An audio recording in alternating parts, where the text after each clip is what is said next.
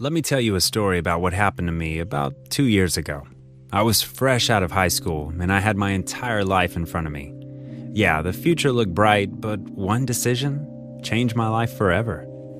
So as I was saying, I was out of high school and had pretty chill parents. I kept talking with them about my future and deciding what I wanted to do. My dad came up with the bright idea that I shouldn't rush into picking a college and see where life takes me.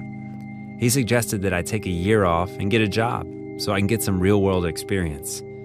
I thought about it a couple of days, and finally, I came to the conclusion that it was the best thing for me. So, after high school, I started looking for a job, and before I knew it, I had my first interview, and I was hired. It wasn't something glamorous, not even close to that. It was a job as a barista in a local coffee shop. The place was pretty unique, as it served coffee with different types of foam art in it. I eventually learned how to do some leaves and hearts. I wasn't particularly good at it, but let's get to the point of the story. A guy came in, and from the first moment I saw him, I had a crush.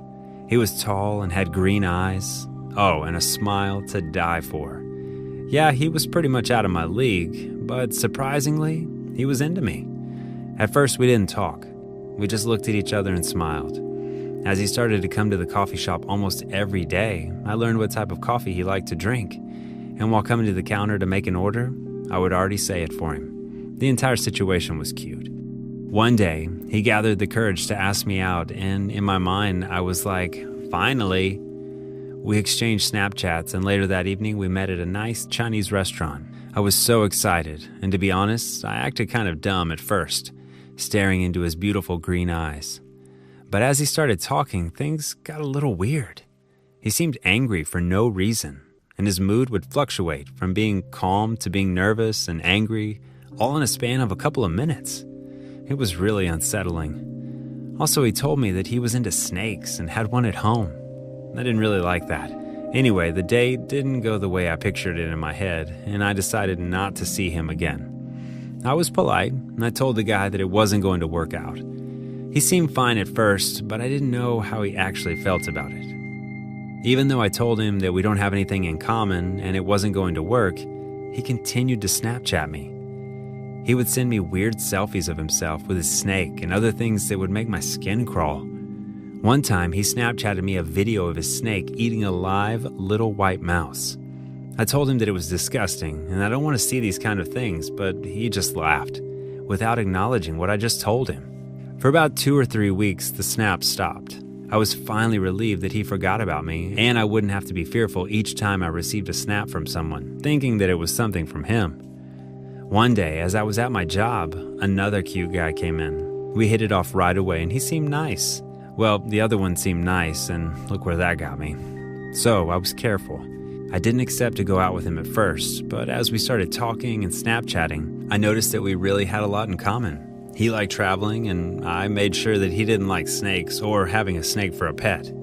That was a green light for me to go out with him. So, one evening, we went to the movies. It was a comedy, and we laughed the whole way through. He had the cutest laugh.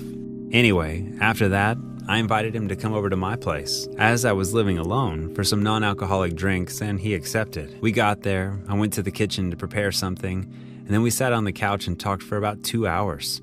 Sparks were flying through the air. We were really compatible. As I was touching his arm, I got a notification on my phone. I didn't want to ruin the moment, so I decided not to check it. But then I got 2 more, one after the other. All these scenarios popped into my mind, and thinking that it may be something important, I got up to see who it was. Horrified, I saw that it was the guy, Snapchatting me again. I opened the messages and saw that he was telling me in all caps to get that guy out of the house. He wasn't good for me and that I needed to get back with him. I told him that we were never together and I was putting down my phone. I realized that he knew someone was in my house, so I asked him how did he find out, but he didn't reply. I was getting a bad feeling, so I wrote him another message asking him again. All of a sudden, my front door got kicked in. It was the guy, and he had a crazy look on his face. He also had a crowbar in his hand. I yelled, and the guy that I was on a date with got up from the couch, being confused. Without even looking at me, with his eyes fixated on my date, the weird guy attacked him. He started hitting him with the crowbar over the head, repeatedly until blood started spraying all over the living room. I was yelling and crying at the same time, without knowing what to do, but I quickly snapped out of the shock and I called 911. The guy continued beating him over and over. When the police came, he was still hitting him, but my date was dead, and had been for some time. His face was unrecognizable. The 2 police officers came, jumped the guy, and managed to put handcuffs on him. As they were taking him away, I looked at the dead body and couldn't believe that this happened. Then I glanced at the killer, and with his face covered in blood, with only his eyes showing, he smiled at me and said, "You should have turned off your location services on Snapchat." The police later told me that the guy was an engineer and a professional hacker. The good part is, it's been several years since the incident, and he's still in jail.